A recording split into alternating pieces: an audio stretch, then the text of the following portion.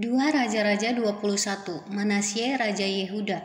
Manasye berumur 12 tahun pada waktu ia menjadi raja dan 55 tahun lamanya ia memerintah di Yerusalem.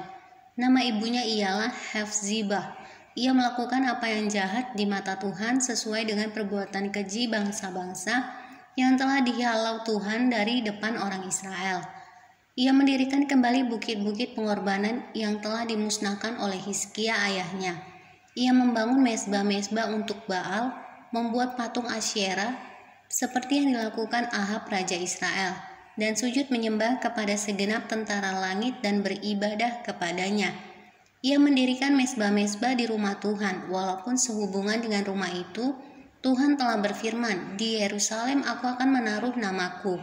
Dan ia mendirikan juga mezbah-mezbah bagi segenap tentara langit di kedua pelataran rumah Tuhan. Bahkan ia mempersembahkan anaknya sebagai korban dalam api, melakukan ramal dan telaah, dan menghubungi para pemanggil arwah dan para pemanggil roh peramal. Ia melakukan banyak yang jahat di mata Tuhan, sehingga ia menimbulkan sakit hatinya.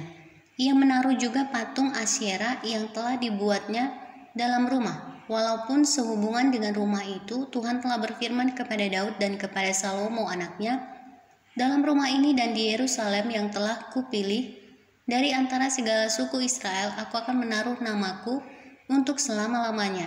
Aku tidak akan membiarkan bangsa Israel lagi dibawa keluar dari tanah yang telah kuberikan kepada nenek moyang mereka.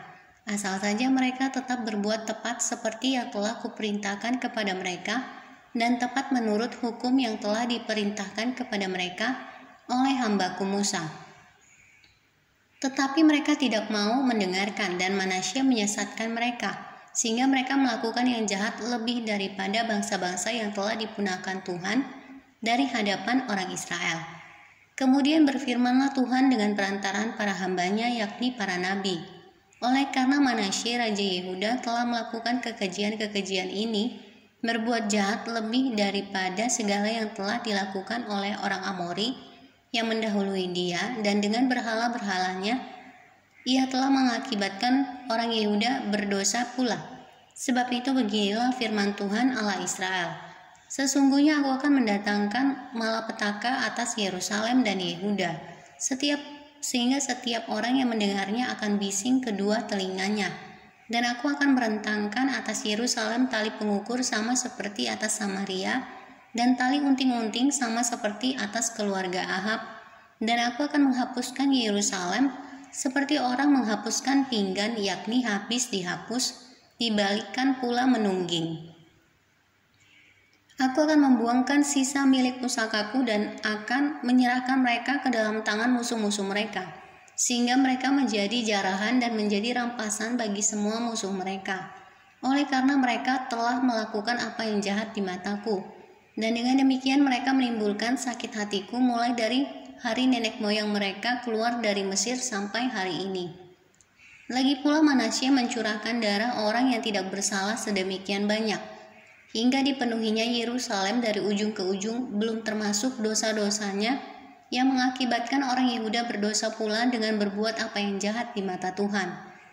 Selebihnya dari riwayat Manasye, segala yang dilakukannya dan dosa-dosa yang diperbuatnya, bukankah semuanya itu tertulis dalam kitab sejarah Raja-Raja Yehuda?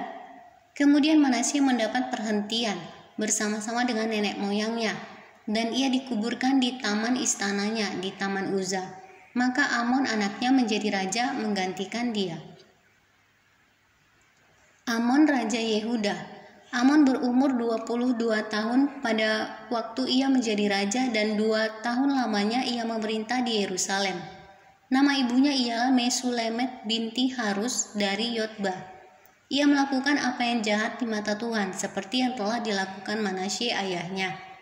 Ia hidup sama seperti ayahnya dahulu sambil beribadah kepada berhala-berhala yang disembah oleh ayahnya dan sujud menyembah kepada mereka. Ia meninggalkan Tuhan Allah nenek moyangnya dan tidak hidup menurut kehendak Tuhan. Dan pegawai-pegawai Amon mengadakan persepakatan melawan dia dan membunuh raja di istananya. Tetapi rakyat negeri itu membunuh semua orang yang mengadakan persepakatan melawan Raja Amon, dan rakyat negeri itu mengangkat Yosia anaknya menjadi raja menggantikan dia. Selebihnya dari riwayat Amon, apa yang dilakukannya, bukankah semuanya itu tertulis dalam kitab sejarah raja-raja Yehuda? Kemudian ia dikuburkan dalam kuburnya di Taman Uza, maka Yosia anaknya menjadi raja menggantikan dia.